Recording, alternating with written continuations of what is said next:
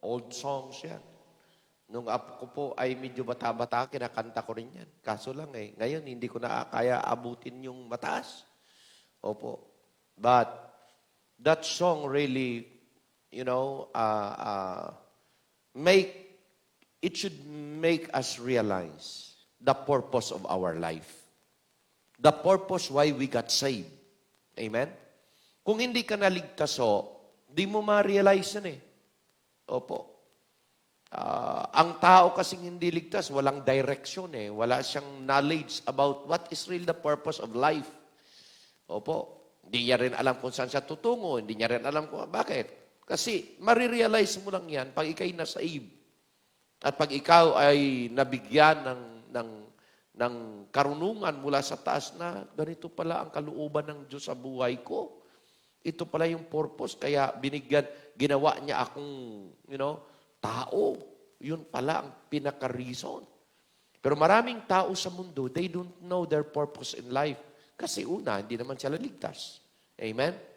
Kaya napakaganda po na atin niyang i-treasure, i-realize natin na as a human being, we are created in the image of God with a purpose. Na mapaglingkuran siya. At yan po ay hindi kayang palitan ng ano paman dito sa mundo. Okay? And so, with that, sabi nga doon, iniisa-isa, yung mata ko, yung kamay ko, yung paa ko, lahat yan may purpose yan Gamitin yan for His honor and for His glory. And the whole body that we have, kuwan ito ng banal na espiritu Amen? Templo. Kaya ang katawang ito ay hindi mo pwedeng sisirain. Paano sinisira yung katawan? Pag ito lagyan mo ng mga bisyo na siyang usually nangyayari sa mundo. Mga di mananampalataya sinisira nila ang katawan nila sa magitan ng paggamit ng kung ano-anong pinagbabawal na gamot, mga bisyo sa mundo. Hindi nila makita yan na ganun ka-importante. Opo. Tayo lang na mga believers na nakaintindi niyan. Kaya dapat i-recognize mo na hindi ka binigyan ng buhay ng pero na ganyan lang without a purpose. Kailangan alamin mo kung ano yun. At malalaman mo lang yan pag sinundan mong salita ng Diyos. Okay? So now, I want you to open your Bible. Tuloy-tuloy po tayo. In the book of Daniel. Daniel chapter 6 and verse number 10. Kung nandyan na. Okay? Daniel chapter 6, verse number 10. Okay? Ang sabi niya, now, nandyan na ba? Say amen. Okay. Now, when Daniel knew that the writing was signed, he went into his house and his windows being open, in his chamber toward Jerusalem, he kneeled unto his knees 3 times a day and prayed and gave thanks before his God as he did aforetime or as he did before. Ibig sabihin, makikita nyo ang panalangin ni Daniel is a practice, is a habit that is already well developed, okay, in his life. Okay? Karugtong na yan at kaparte na yan ng kanyang buhay. Now, ngayong oras na ito, nais kong ibigay sa inyo ang mensahe na pinamagat kong the prayer, the only tools, to overcome pandemic na to. Alam nyo, yan lang po ang nagbibigay sa atin ng pag-asa. Okay? Now, si Daniel, mayroon siyang crisis din na kinaharap. Okay? Itong pandemyang ito, gawa ng tao ito. Opo. He was in trouble by this time, although he was been very faithful serving the Lord. Kaya, alam niyo mga minamahal ko, sa buhay na ito, party talaga. Party talaga ng buhay ng tao, and we are not, as you have heard a lot of messages in the past, na it is already a part of the human being na magkakaroon tayo, may ma-encounter tayong mga troubles, mga crisis, mga difficulties, mga problems sa buhay na to.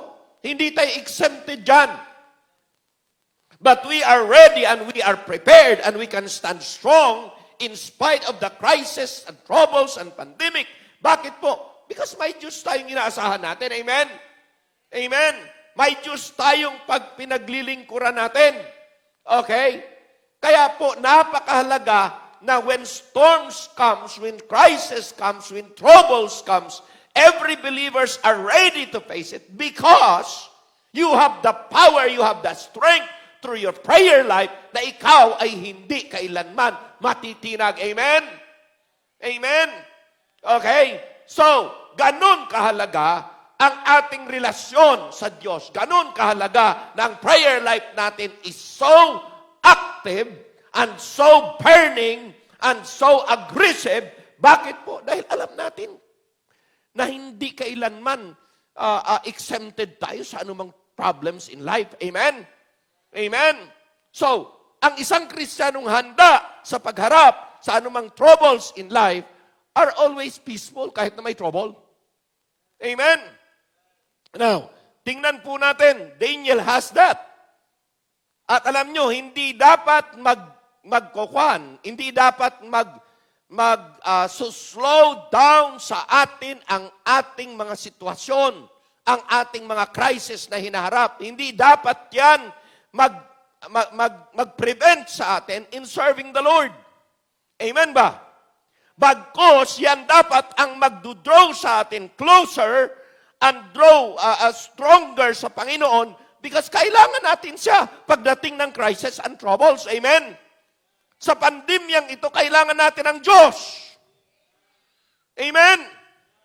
And as believers, we need to realize that.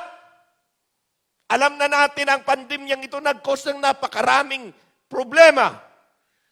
Tinamaan ang ekonomiya, tatamaan ang kalusugan, tatamaan yung finances, marami po.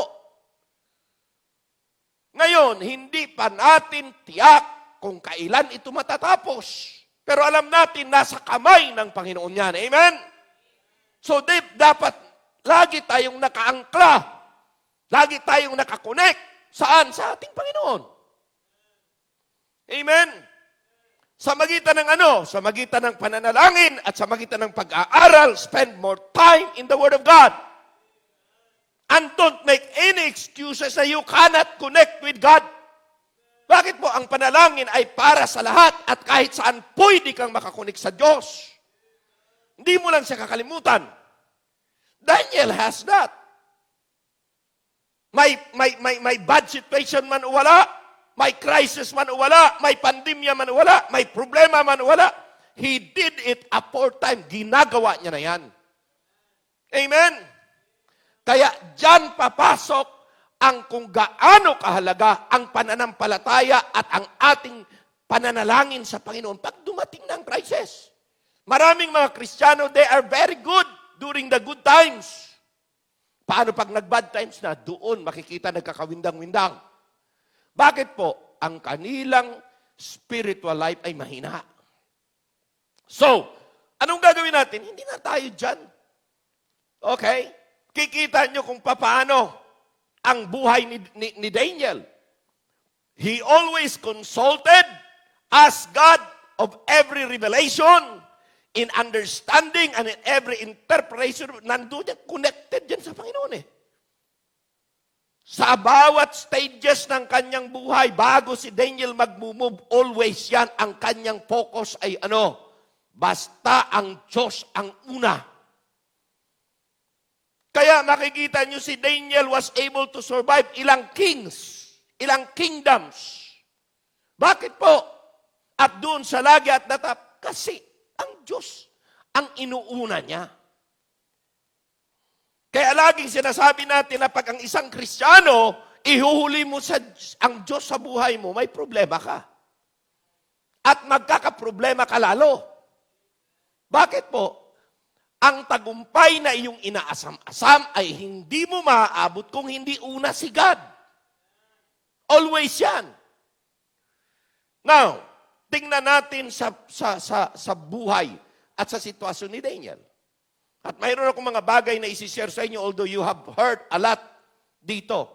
Pero nais ko pong sabihin sa inyo mga kapatid, na ang sitwasyon ni Daniel ay talagang sinubok sa magitan ng ano? Sabi ng mga nagbubutas sa kanya o hinahanapan siya ng butas, hinahanapan siya ng mga accusation.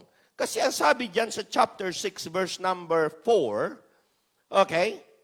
Then the presidents and princes sought to find faults and accusation against Daniel concerning the kingdom.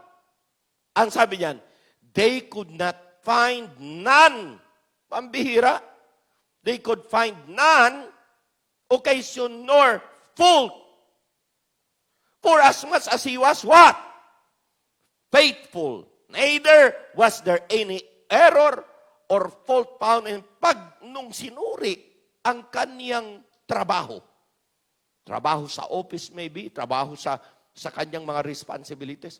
Wala silang mabutas kahit isa. Bakit po? Siya ay matapat. Yan ang kagandahan pa ikinamumuhay sa Panginoon. Kaya lagi ko sinasabi, if you want to have a worker, select a person, choose a person who feared God. Choose a person na inuuna ang Diyos. Sigurado hindi ka magkakaproblema. Amen?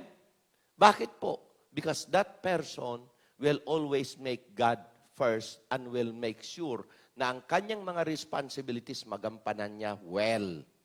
Bakit? Takot siya sa Diyos eh. Amen? Amen? Walang ma-find out. Kaya sana sa mga Kristiyano, kung kayo nagtatrabaho sa mga offices, nagtatrabaho kayo sa department, ganyan, ng inyong kumpanya, dapat matagpuan kayong you are faithful at walang masasabi. Hello? Walang masasabi ang mga tao sa inyong paligid because you've been proven faithful and true. Now, of course, ngayon, medyo ka na. Medyo hindi na sa kumpanya kasi nag-i-individualize ko na, no? A business, sa bahay na. Pero alam niyo mga kapatid, kahit nasa bahay, kung minsan sa bahay talaga makikita mo totoong ugali.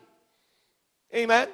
Sa bahay, ikaw dapat, number 1, dapat matagpuan kang walang mapapansin, walang maibubutas sa iyo. Bakit po? Tagpuan kang maayos. Pero open time sa bahay, ang daming nabubutas. Bakit? Kasi karamihan ay hindi masinop sa bahay. Hindi nag-i-amen na. Ang masinop lang sa bahay, yung dati nang nagtatrabaho. Hello? Karamihan sa bahay, anong tawag nun sa bahay? Ha? Senyorito? Ano pa? Boss? Senyorita? Ano pa? Ha? Tamad. Tamad. Tamad at tambay. Saan? Sa bahay. Masakit sabihin yan. Pero tingnan nyo kung di totoo. Amen? Oo. Bakit? Concern nyo lang sarili nyo eh. Pero tabahong bahay. Kaya ang bahay natin, ang ganda-ganda ng pintura sa labas. Pagdating mo sa loob, kala mo parang basura. Bakit? Mga tao dun sa loob ng bahay, kontento na. Tambak na lang ng tambak dyan. Opo. Hindi ka talaga sanay magtrabaho, ganun talaga eh. Magtupi na lang, hindi mo pa matupi. Mag-antay ka pa, iba magtupi. Lalo kung ang dami yung tao sa bahay. Oh. Ganun talaga. Pero si Daniel wala eh. Wala kayong mabubutas eh. He was found faithful. Ito sinabi nila. Ito Okay. So, sabi sa verse 5. Then said this man, we shall not find any occasion against this Daniel except we find it against him concerning the law of his God. Ayun. I-emphasize ko yan. Sabi nila, wala tayong mabubuta sa kanya. Pagdating sa trabaho, faithful talaga, maayos. Okay, lahat-lahat, walang fault.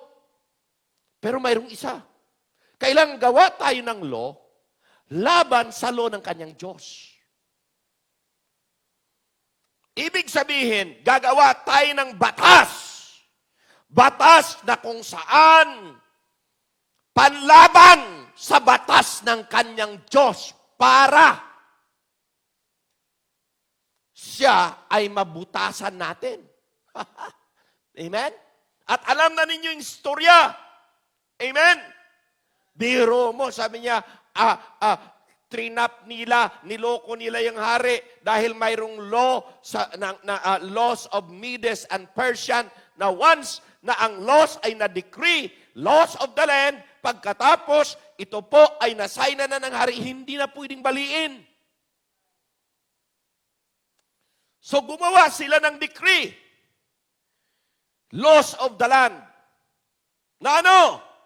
Within 30 days, walang magpipray sa kanyang sarili, sa Diyos, kundi magpipray sa king lamang.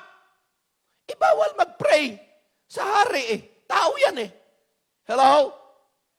So 30 days, pag hindi yan ginawa, itatapon sa den of lions. Amen? Yun ang punishment. Okay? Kaya, nang binasa natin, when the writing was signed, boy. Amen? Now, tanong muna ito. Saan ang importante? Saan ang mas mabigat kung iyong babalansehin? Kung iyong isi-scale? Kung iyong susukatin? Saan ang mas mabigat? Law of the land o law of God? Hello? Anong susundin mo? Law of the land o law of God?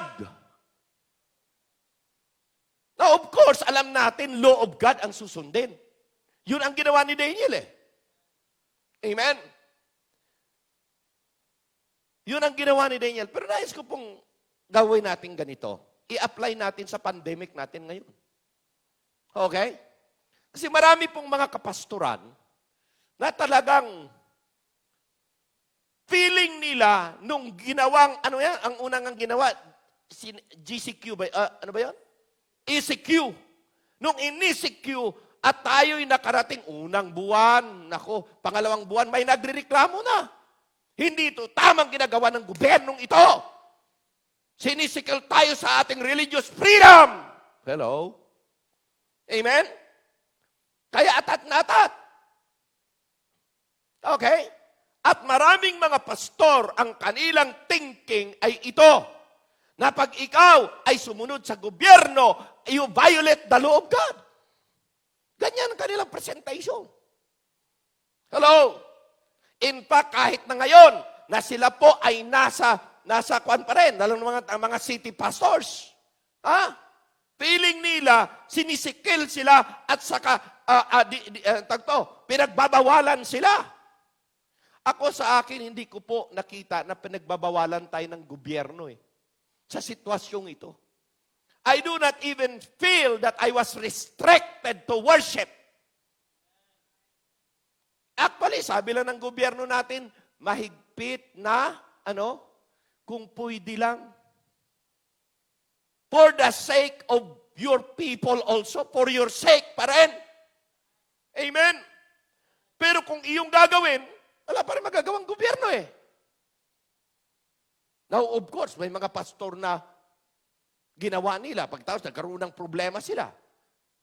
Sino ang magsasuffer? Sila rin. Pero ako, I really believe that pastors, Bible-believing churches should understand. Hindi dapat one-sided lang. Dapat maliwanag. Amen? Hindi ka naman pinagbawalan Kung pwede lang, for the sake of your health also. Amen? So, ang ginawa natin, we abide. Walang problema doon At ako, pasalamat ako sa ating local government talaga, sa kanilang pagiging mahigpit. I like it. Bakit po? It's for our sake pa rin. Tama, hindi? Amen? So therefore, mga kapatid, alam po natin na dapat ang law of God ang mangingiba. Pero may mga sitwasyon na kailangan marunong tayong maging adjustable and flexible. Hello? Sa iba sigurong lugar, katulad kung ang iyong lugar ay talagang maintindihan din po natin kung ang kanilang lugar ay anong tawag to? Yung open ba? Ang daming insidente ba? Amen? Talaga dapat, hindi ka talaga magkakaroon ng magko-congregate dahil hawa-hawa eh. Amen? Dahil ang lugar mo, nasa lugar na open. Pero sa atin, pasalamat nga tayo. Kaya sabi ko, alam mo, mapalad tayo sa conception eh. Bakit po? Talagang secured ang ating lugar. Amen? Although we still follow protocol. Tama, hindi. Pero whatever, depende sa lugar yan. Pag ang lugar mo ay napaka-stricto, kailangan mag-abide ka talaga sa law of the land for the sake of your safety pa rin yun eh. Amen? Pasalamat ako na tayo naibalik. Naibalik natin ang worship natin. Naibalik natin lahat ganyan because ang ating lugar ay nakordon at safe. Amen? Salamat. Ako ipasalamat po. Although may PUI tayo, mayroon tayong mga insidente na naging positive talaga sa swab test. 5, 3, ilan na ba katao yan? Amen? Pero mga kapatid, wala pa tayong casualty sa bayan ng Concepcion. Ang ating province sa Tarlac, may casualties na. Pero tayo wala pa. Kaya pasalamat pa rin tayo. Amen? Mga kapatid ko? At tayo malaya magsimba. Hello? Kaya lang, pag mayroong insidente, medyo nag-iingat tayo. Amen, amen, amen. Nag-iingat tayo. Marapat lang yun. Ngayon, kaya sana maintindihan nyo, ako po bilang isang pastor, I do not feel na ako ay trinet ng aking gobyerno, na ako'y pinagbawalan magsimba. Kaya anong ginawa natin? Automatic. Kaya pasalamat tayo sa Panginoon. God made it possible, automatic. Nung wala, okay, hindi pa rin ninyo makikita ang pastor ninyo, magdi-devotion lang. Okay? Kahit ang mga membro nasa bahay. Okay, sabi nila ng mga ibang mga pastor, hindi daw tamang worship ang live streaming. Bahala kayo kung ano hindi tama sa inyo. Pero wag nyo akong idadamay. Bakit po? Hindi tayo pare-pareho ng standard. May laya tayo kung anong dapat nating gawin. Pero ako, ang focus ko ay ito, hindi ko hahayaan na walang service, na walang worship, kahit dito lang sa church, kahit kami-kami lang, at ang mga membro nasa bahay, okay pa rin yun. Bakit po? I'm still feeding God's people. Amen? Amen. Pasalamat din tayo, mayroon tayong gadgets. At ang gadgets natin ang nagiging cause na hindi natin napabayaan kahit 3 buwan walang congregational worship ng lahat ay still napipid ang salita ng Diyos ang mga tao, mga membro sa simbahan ito. Bakit po? Through live streaming. Amen? Amen? Amen? So, hindi ko napipil na threatened ang church worship. Nasa sa kanila yan. Ang kanilang views, pero ako, tuloy-tuloy. Tuloy-tuloy. Sabi ba, nag-close ang simbahan, kailanman hindi nag-close ang simbahan. Hello? Kailanman hindi nag-close ang live preaching. Hello? Kailanman hindi nag-close, nag-stop ang pag-worship. Bakit po? Makaka-adjust tayo, alam natin i-adjust. Amen? Ganun yan. Kaya sabi ko, well, they have their own views. Let them do it. But I will do what is proper and what is needed in this church and this congregation. And I'm not accountable to any pastor. I'm not accountable to any congregation. I am accountable sa Diyos at sa kongregasyon ko. Amen? Amen? Pero kung papiliin tayo, law of the land ba ang mas importante? O law of God? Ay, siyempre, mas mabigat ang law of God. Sunod sa law of God. Tingnan niyo si Daniel. Anong kanya? When the writing was signed, prevented siya na magsamba or mag-pray. Pero tanong, prayer lang ngayon ha? Hindi samba yun. So I really believe in prayer, there is worship eh. Amen? Pambihira. Anong ginawa? Sabi ng mga taong ito, wala tayong mapubutas sa Kanya, sa Kanyang practice na yan. Ang gagawin natin ay ito. Gagawa tayo ng law, palaban sa Kanyang law, against sa Kanyang Diyos. Amen? So anong ginawa? Ginawa ka po nila. Pero nang it was signed already, mga kapatid, nung masign na, tuloy mo. Tagal naman. Nung masign na, first point na, law of God na eh. The law of God. Ang una. Okay? Verse 5. Ano sabi sa verse 5? Sabi niya, then said this man, we shall not find any occasion against this Daniel except we find it against him concerning the law of his God. Ano bang law ng Diyos na ginagawa ni Daniel?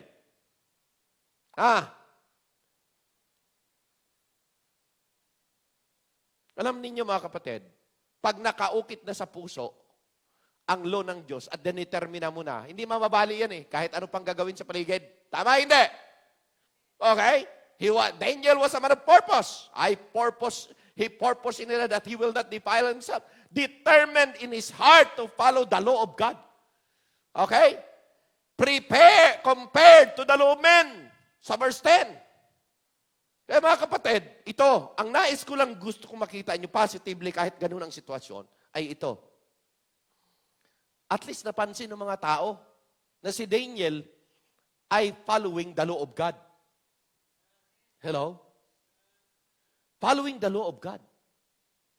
Pansin, kung napansin ng mga tao sa paligid niya na siya ay matapat sa kanyang trabaho, sa kingdom, sa kanyang mga secular activities, o sa kanyang secular responsibilities, but makita ninyo na nakita din ng mga tao that Daniel was been so faithful in his spiritual responsibilities. Wala tayong mabubutas sa labas. Pero gawa na lang tayo ng paraan. Mayroon siyang ginagawa. Ito ay matapat siyang sumusunod sa law ng kanyang Diyos. So salungatin natin yan. Ano sabi sa verse 10? Okay? Okay? Ano yung verse 10? Now when Daniel knew that the writing was signed, he went into his house and his windows open in his chamber toward Jerusalem. He kneeled upon his knees 3 times a day and prayed. Yan ang law of his God. Now, tanong, sa panalangin ba, magagawa mo kahit saang lugar o sa kongregasyon lang? Kahit saang lugar, pwede. Kaya wala kang exempted na sasabihin mong hindi ka makapag-pray. Amen? Yun ang law ng Diyos. The enemy know that the only way for him to violate is to go against the law of his God. Yun lang yun. The law of God, of prayer, ang kanilang tinira. Why? Because Daniel was been faithful praying. Yan din dapat ang makita ng mga mananampalataya at practice ng mananampalataya sa panahong ito. Para ano? Pagdating ng pandemya, hindi ka maano.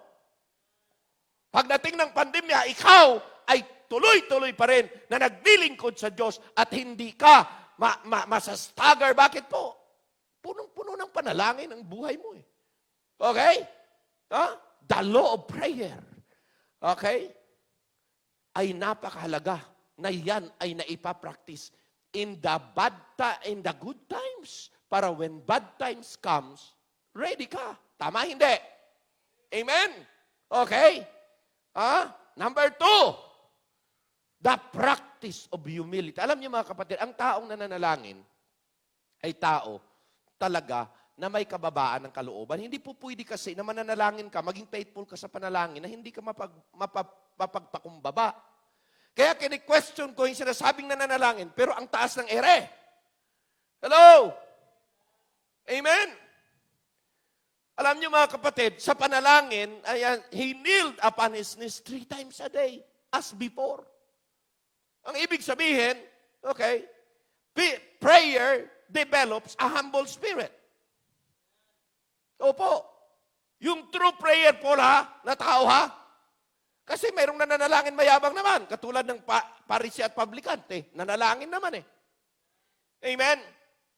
Pero ang true prayerful na tao at yung kanyang habit ay na-develop na sa pananalangin, mapagpakumbaba ang kalooban niyan. Malambot ang puso niyan. Amen, amen, amen. Ang puso niyan ay mapagpasakop sa plano ng Diyos at sa kalooban ng Diyos. That person has a humble spirit. He is a person who has submission to God's will. He is a person that obey the will and the plan of God in his life. At yan dapat ay ebidensya ng mga tao na mapagpanalanginin. Come on. Come on. Amen. Prayer develops a humble spirit. Prayer develops dependence on God. Pag ikay mapag-pray na tao, hindi ka magtatrust sa sarili mong kakayanan. Magtatrust ka sa magagawa ng Diyos sa buhay mo. At yun ay importante. Dependence on God, relying upon God. Okay, our confidence is not on us. Our confidence is on God. Yan, to dependence on God. Prayer develops faith to grow it strongly. Alam nyo, ang panalangin totoo, i-develop talaga na maging malakas ka sa pananampalataya. Alam ba ninyo na ang prayer develops our inner strength and inner growth? Hello? It develops our inner strength. It develops our faith. It develops our inner growth. Kaya hindi dapat makaligtaan. Hindi dapat pababayaan. Prayer develops godly character. Amen? And tender spirit that makes you grow faster spiritually. Kaya pag ang tao mapagpanalanginin, mas mabilis ang kanyang paglago. Mas sensitibo siya sa spiritual na mga bagay kaysa secular at material na bagay. Yun ang taong mapanalanginin eh. Amen? Kaya sabi diyan, our practice of prayer and humility challenge God to promote us to honor. Alam niyo mga kapatid, ganun eh. Nung makita na yung sign, alam ni Daniel, tanong, alam ba ni Daniel na may punishment? Na ang punishment is his life.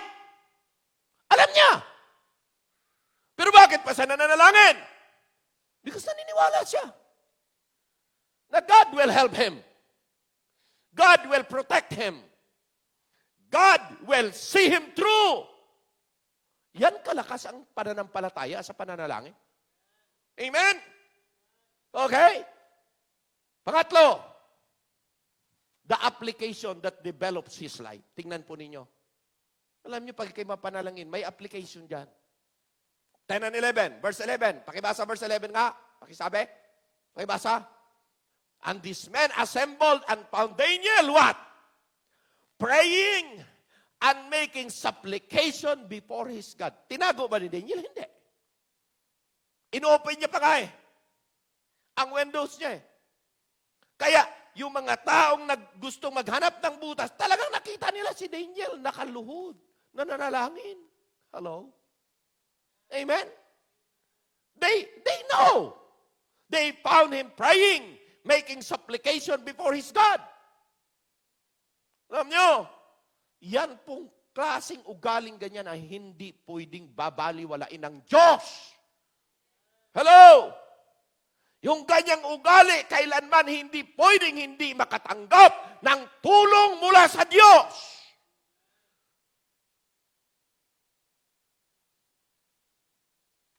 Pwede naman sabihin ni Daniel, Lord, total 30 days lang naman. Di muna ako magpe-pray. Lord, within 30 days, within 1 month, walang prayer muna, ha? Hindi sinabi ni Daniel yan. Amen? Hindi. Alam nyo nung malaman ng hari, the king felt sorry for him. but the penalty must be ministered. Verse 14 and 15. Ano sabi? Then the king, when he heard the words, was sore displeased with himself. Talagang pambihira, disgusted yung hari. Pambihirang ginawa anong ginawa ko man. Bakit hindi ko naisip? Bakit hindi ko napagtanto? Bakit hindi ko na-foresee? Hello? Kaya matindi ang ginawa ng hari dyan. Okay? Was sore displeased with himself and set his heart on Daniel to deliver him. Talagang gumawa siya ng mga paraan, mga kapatid, para hindi maitapon si Daniel sa lion's den. Oh. And he labored till the going down of the sun. Mula sa araw na yan, pambihira, gumawa siya talaga ng paraan paano ma-absolve si Daniel, pero wala talaga. Oo. Okay? Hindi niya nagawa. 15. Then this man assembled unto the king and said unto the king, Know, O king, that the law of the Medes and Persians is that no decree nor statute which the king established may be changed. Kaya, 16. Verse 16. Then the king commanded and they brought Daniel. Kinuha si Daniel. Saan nila sa hari? Cast him into the den of lions. Okay? Now the king speak and said to Daniel, ito, matindi ang sinabi ng hari. Ang ganda. Ang ganda. Ang sabi niya, Thy God, whom thou servest continually. Pambihira, kita din ng hari. Ang Diyos na pinaglilingkuran mong may katapatan. What? He will deliver thee. Ang ganda naman. Even a person who are unsaved, kapatid, was able to recognize. Sabi niya, ang Diyos na pinaglilingkuran mo, i-deliver ka. Sinong makadeliver sa atin sa pandemic? Diyos lang. Bakit Faithful ka kahit na may pandemya. Faithful kang nananalangin sa buhay na Diyos. Amen? Christian should be like that. Kahit na pagdating na ng trouble, ay nananalangin pa rin. Walang trouble, nananalangin pa rin. Amen? Okay? The king felt sorry for, but the penalty must be ministered with the hope of deliverance. Sino? Ang hari. Ang hari din. Sabi niya, Thy God, whom thou servest continually, He will deliver thee. Ang ganda. Tuloy nga natin yung verse 18. Tingnan nyo. Sige, i-pause mo na isa-isa. Pause mo na isa-isa. Okay? Tingnan nyo. Yung night, tapos na siya, nag-exert effort na yung hari throughout the day. Ito ngayon yung gabi na. Okay? Natapos na ng hari, sinabi, Thy God whom thou servest continually or faithfully, He will deliver thee. That night, ang hari. Verse 18, basahin natin hanggang 24. Then the king went to his palace and passed the night fasting. Biro mo, yung hari, mga kapatid, na talagang alam niyang walang kasalanan si Daniel. Alam niyang na-trap si Daniel. Alam niya rin na na-deceive siya. Alam ginawa niya? Nanalangin na rin. Hello? Hindi lang panalangin, nag-fast talaga. Hello? Mas matindi. Anong pinasting ng hari? I really believe he did pray to God. At nag-fast siyang ganyan for the sake of Daniel. Tama, hindi. Wala na siyang magawa as a human being. Pero he believed na may magagawa ang Diyos na pinaglilingkuran ni Daniel. Bakit? Ang ganda ng testimony ni Daniel Sana ganyan din matagpuan sa atin sa pandemyang ito. Na mga tao, bakit kayo, kahit na may pandemya, parang okay lang sa inyo? May Diyos Ay, nako. Kumikilos ang Diyos, higit sa magagawa namin Amen? Okay?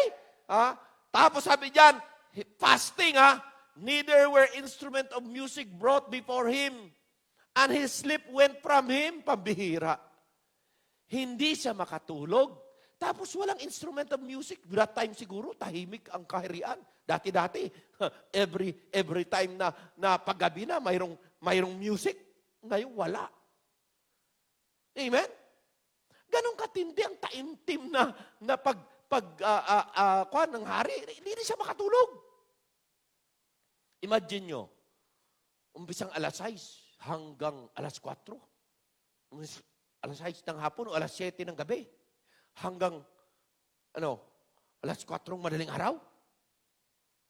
Di siya makatulog. Sabi niya, he went fasting Ang bihira ka, sabi ko, ini-imagine ko anong ginagawa ng hari doon sa kanyang palasyo, sa kanyang, He went fasting. 19. Then the king arose. What? Early in the morning. Early in the morning. And went in haste into the den of lions.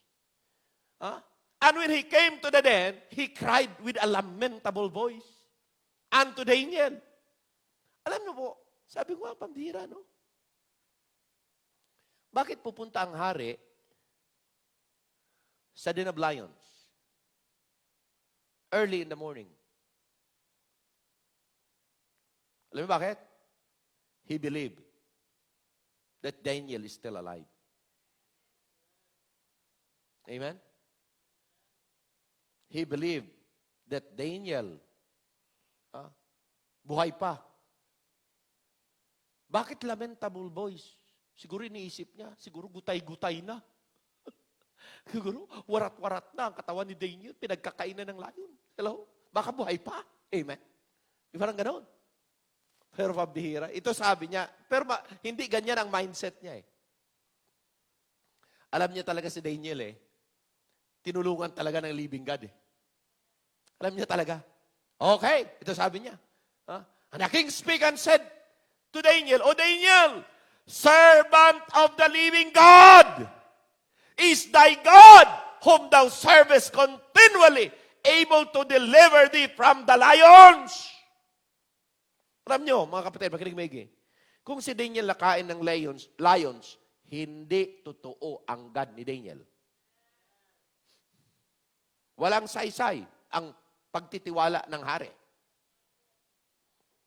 Gusto nyo mapatunayan na ang Diyos natin buhay? In this pandemic, trust God and prove that your God is alive. By your life and by your action, by your move. Come on! Amen? Dahil yun dapat ang makita sa mga Bible-believing churches and members today. They must prove na regardless kung ano man, nalugi sila sa business, nalugi sila sa trabaho, nawalan sila ng trabaho, nawalan sila ng anumang mga kabuhayan, they will still being faithful, serving their God. Pero kung nagmaliw ang iyong paglilingkod, dahil sa pandemyang ito, may problema kang Kristiyano ka. Di mo napatunayan na ang Diyos mo ay living God. God brought a miracle. Maya nung sinabi yan, God is able. Sabi sa 21, then si Daniel, unto the king, O king, live forever. Nagsagot si Daniel. Ang sagot, hindi sabi, O king, pasensya ka na. Ang dami kong galos, ang dami kong sakit, ang dami kong... Hindi. Amen. Ito sabi ni Daniel, My God hath sent His angels. Wow. That is a very strong word, mga kapatid. Sana yan ang masasabi natin. Masasabi ko, My God hath sent His angels that I will not be touched, I will not be destroyed by this pandemic. Pambihira. This bacteria, this virus, were shut up by my God. Amen? That they have not hurt me. They will not hurt me. They will not hurt my family. They will not hurt our people. They will not hurt our church. They will not hurt our Bible-believing people in this church.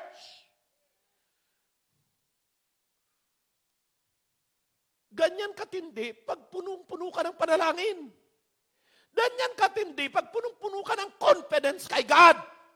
Ganyan katindi pa if you spend time with God and you spend time with God's Word.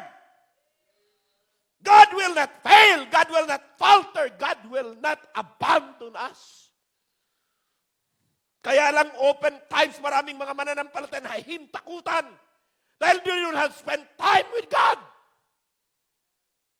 May time sila sa kanilang mga kamag-anak, may time sila sa kanilang mga barkada, may time sila sa labas, pero ang time nila sa Diyos, kapiperanggot. At kunti lang pagtagal-tagal ng service, ay gusto nang umuwi. Bakit? They do not enjoy the fellowship with their fellowship with God. They do not enjoy the fellowship of their fellow believers. They don't have time for the work in the ministry. Pero ang dami na ng time sa labas. Ganyan karaming mga Kristiyano sa last days na to. Kaya mga pastor, kung ang mga membro nyo ganyan, may problema ang simbahan nyo. Mas gusto ko pang kunti lang mga tao, mga membro, 100% naglilingkod sa Diyos kaysa karami-raming mga membro.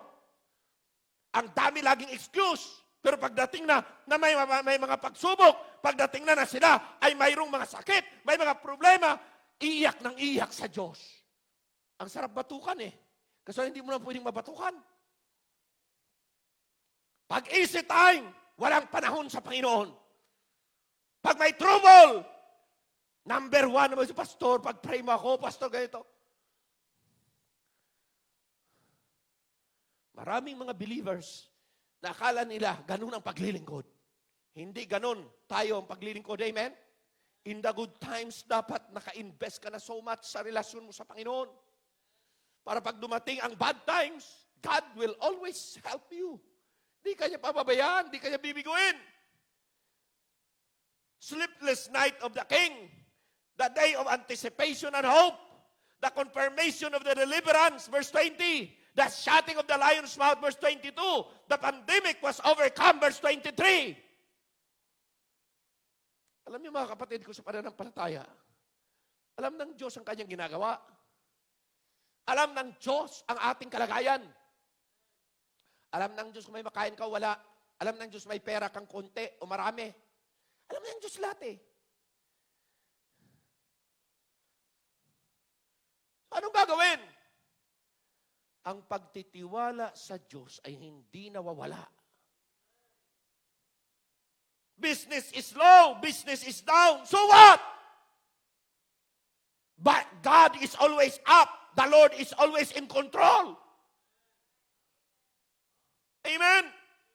At yun ang dapat maging mindset ng mga mananampalataya habang ang COVID-19 na ito, habang ang pandemyang ito ay nandito pa. Ang prayer life natin lalong numingas dapat. Sabi nga ng isang kapatid natin, kayo nagpapasalamat ako dahil sa COVID-19 na ito. Ang aking mga kapatid sa ibang bansa, nakakapag-usap kami na nagpipellowship. Ganon din po sa akin. Yan ang umaga, tinanong ko, magkalapit ba kayo natin sa yung pala? Yung isa nasa, ano yung isa? Atlanta. Sa kapatid ko nasa Atlanta. Ang isa ay ano yung Oklahoma. Ang isa sa Pennsylvania. Ang isa sa, ano yun? Ang lalayo pala ng kanilang state. Tapos kami ng ate ko dito sa Pilipinas. Ang layo pa lalo. Pero pambihira, dahil sa pandemya, everyday, nakakapag-communicate kami. Nakakapag-pray kami. Hello? Bakit po? Yun ang plano ni God eh. Na ano? Kaya may ganitong crisis para ang mga tao ay manalangin at ang mga Kristiyano maging close ang relasyon sa bawat isa. Makinig kayo, Mege. Makinig kayo, Mege. As a family, madami kayo sa pamilya, halimbawa. Okay, ilagay na natin, may hindi ka kasundo sa family. Hindi mo kalapit. Kaaway mo. Willing ka ba na one of the members of the family, siya ay mahawa ng sakit? Kaya mo bang tiisin? Are you with me? Dahil hindi mo sa kasundo, dahil hindi mo sa kabangab, hindi mo sa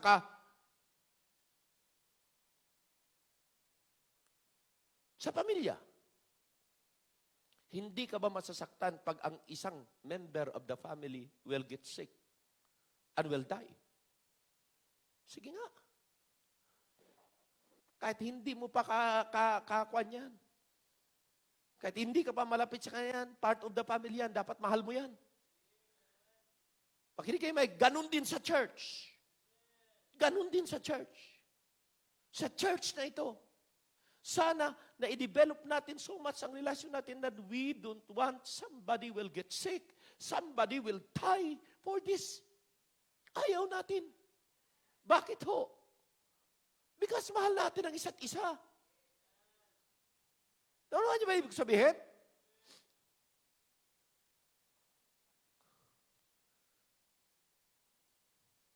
By Diyos. Kaya huwag niyong kakalimutan ng mensahe ng Sunday. 300 plus 1 plus 1. 303,000. Hello? Tama ba? 303,000. 303. Bakit kasama ang Diyos? Kaya yun ang lagi mong isipin, mga minamahal ko. Kasama ang Diyos. Kasama ng pamilya. Nandyan ang Diyos. Kasama. At kailanman, hindi ka bibiguin ng Panginoon. Plinano ng tao, hindi pinayagan ni God na manalo ang plano ng tao. Amen? Pakikimegi, ang pandemya natin, hindi plano ng tao. Hindi plano. Kaya sabi na may conspiracy theory, plinano ng mga taga-China. Plinano. Ilagay na natin plinano ng tao. Pero bakit pinahintulutan ni God? Because may purpose si God. Sabi nga nila, ang plano daw ay bawasan ang populasyon ng mundo. Now, tandaan niyo po, it is God who gives life. It is God who takes life. Sabi ni Job, blessed be the name of the Lord pala. Amen? Pero ang sinasabi ko ay ito, kung pinahintulutan ito ng Diyos, nais ng Diyos ang mga anak niya magre-realize na marami pa tayong negligence sa kailangan i-amend natin sa sarili natin at kinakailangan natin maglingkod ng mabuti. Bakit ho? That our safety is only in the hand of God. In the protection of God. Amen? Alam niyo mga kapatid, ito ang matindi. Yung mga taong nag-iisip ng masama, babalik din ang kasamaan sa kanila. Bakit po? Daniel was extracted from the den of the lions. Daniel was now set free. Amen? Pero alam niyo kung anong nangyari? Verse 24. Ang sabi diyan, sa verse 24, and the king commanded, and they brought those men which had accused Daniel, and they cast them into the den of lions, them, their children, and their wives, and the lions had a mastery of them and break all their bones in pieces, or ever they came at the bottom of the den. Alam niyo mga kapatid, niisip ko lang, ang bihira, no? Damay-damay. Pero ang iniisip ko po, ang itsura ng lions. Gaano karaming tao ang tinapon? Are you with me? So, ang daming lion doon. Amen? Kung 2-3 lion lang yan, 2-3 katao lang, busog na. Amen? Kaya iniisip ko, kung ang princess 3, so 2, kasi ang ikatlo doon si Daniel, tama? Hindi, ang president, ang princess ay 200 na higit. Kasama ng pamilya. Kasi ang princess, ang president ang gumawa. Kaya nagpirma ang hari. Are you with me? Naisip ko, Pambihira, no? Itinapon sila lahat sa Den of Lions. Gaano karaming leon dun sa loob? Amen? Gaano karami? Maniwala kayo. Kung ikaw ang lion, nandito, gutom na gutom ka. Buong gabi, tinitingnan mo lang si Daniel. Sinisinghot-singhot mo. Singhot ka ng singhot. Hindi mo man mabuka ang bibig mo para sakbalin. Hello? Bakit? Kasi nakabusal eh. Ano niyo yung sabihin? Nakabusal. Kasi ang pambihira. Mabango si Daniel para sa mga layon. Kaisa-isa lang, hindi nila masakmal-sakmal, hindi nila makain-kain.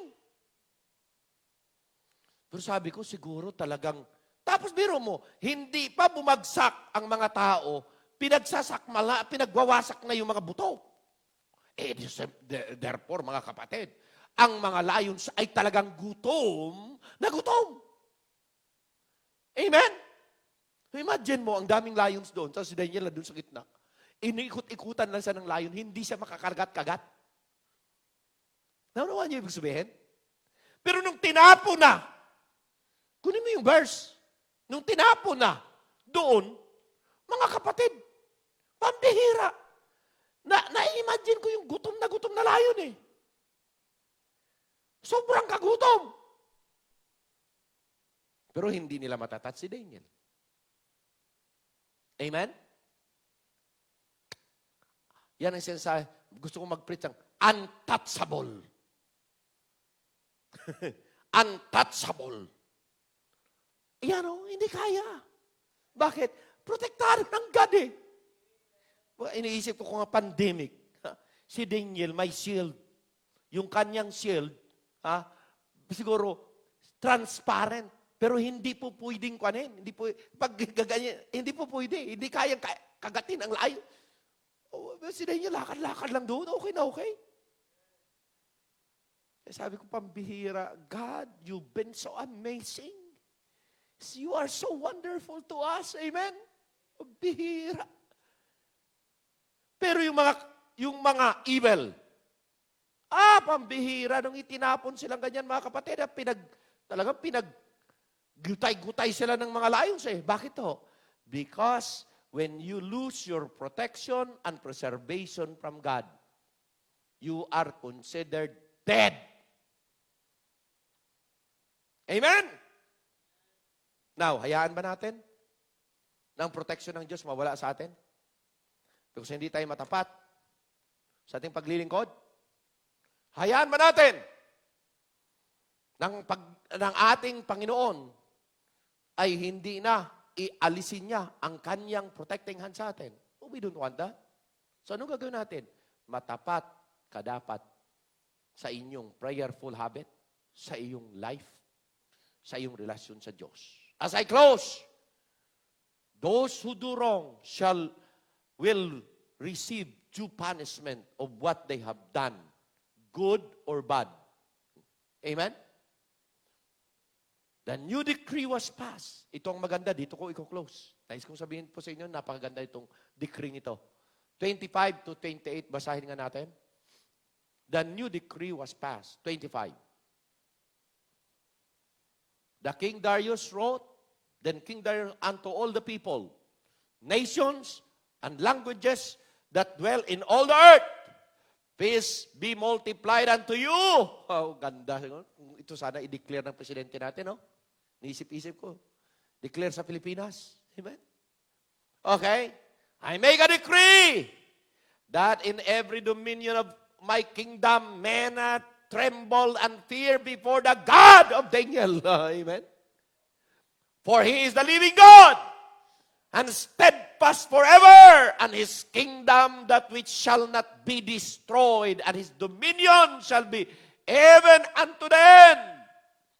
He delivereth and rescueth, and He worketh signs and wonders in heaven and earth, who hath delivered Daniel from the power of the lions. So this Daniel prospered in the reign of Darius and in all the reign of Cyrus the Persian. Mga minamahal kong kapatid sa pananampalataya, makinig kayo maigi.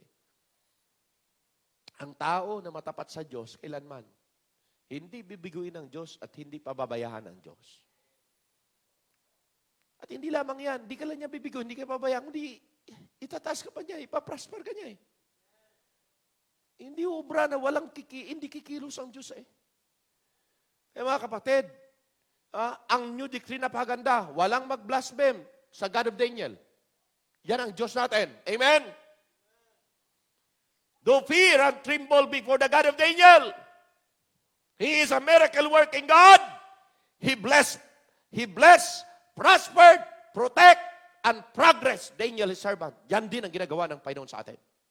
He can bless, He can prosper, He can protect, He can progress us kahit na may pandemya. Amen? Amen?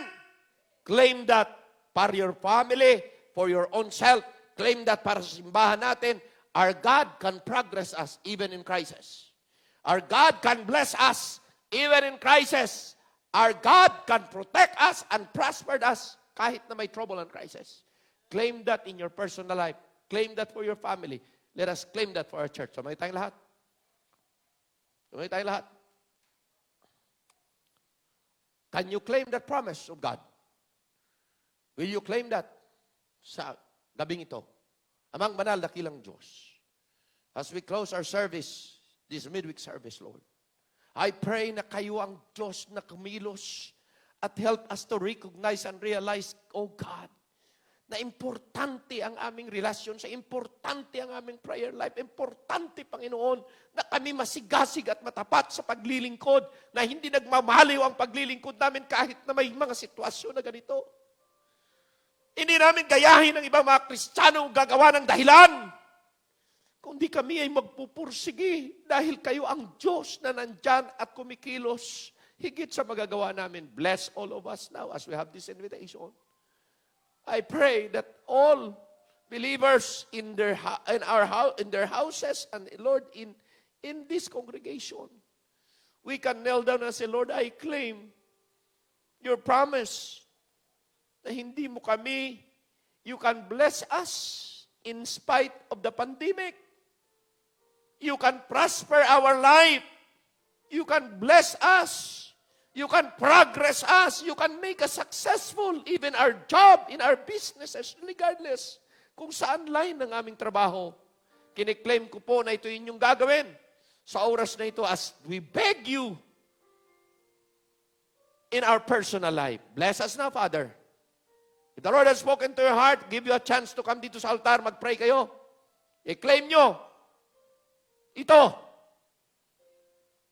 I-claim nyo ito. Claim it in your personal life. Claim it for your family. Claim it for your children. Claim it for your business. I-claim natin. That our God is a miracle-working God. He can bless. He can prosper. He can protect. He can preserve. He can progress us.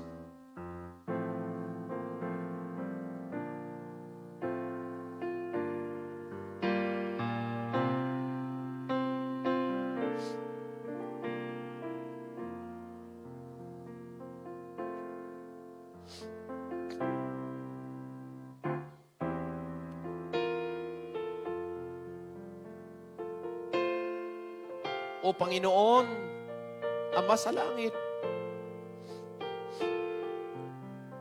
Hari ng mga hari, kontrolado nyo ang lahat. Kahit may pandemic itong mundo na aming ginagalawan na siyang inyong nilalang, kami pa rin ay napakapalad. Ikas nagtitiwala kami sa iyo na ikaw ang Diyos who can give us miracle after miracle, who can bless us in spite of the crisis, who can protect us in spite of this crisis, who can preserve our life, our families, our church, even in this crisis, who can prosper us, who can progress us in our day-to-day life, in our finances. You are our God. Na kahit na marami ka ring mga kapatira na stranded, workers abroad. You will sustain them kahit gaano pa katagal ang pandemyang ito. Tulungan nyo ang mga loved ones na mga member sa simbahan na ito na nasa abroad. Kahit ang lalayo po nila, ingatan nyo po sila. I-preserve nyo rin po sila. Kiniklaim po namin na you are our deliverer. You are our protector. You are our preserver. Preserve their life. Preserve our loved ones. Ingatan nyo po kaming lahat. And Lord, help us to continually draw closer to you in our prayer life, na hindi namin kakaligtaan ng lahat ng ginagawa nyo at ang inyong patnubay sa amin ay laging nandyan. Salamat po na wala pang nagkakasakit, wala pang nahawaan, patuloy i-preserve mo na walang mahawa sa amin. At patuloy, Panginoon, ingatan nyo ang lahat sa amin. Kiniklaim ko po na pagpalain yung mga trabaho, pagpalain yung mga tradings, pagpalain ninyo ang lahat ng aming mga endeavors to accumulate the needs of our families, and we will entrust you, Lord, everything. Salamat po. Kiniklaim namin itong lahat na inyong sagutin at inyong patuloy na gagawin in favor to us, your children. Dahil ito'y aking dalangin in Jesus' name, and all the people say, Amen.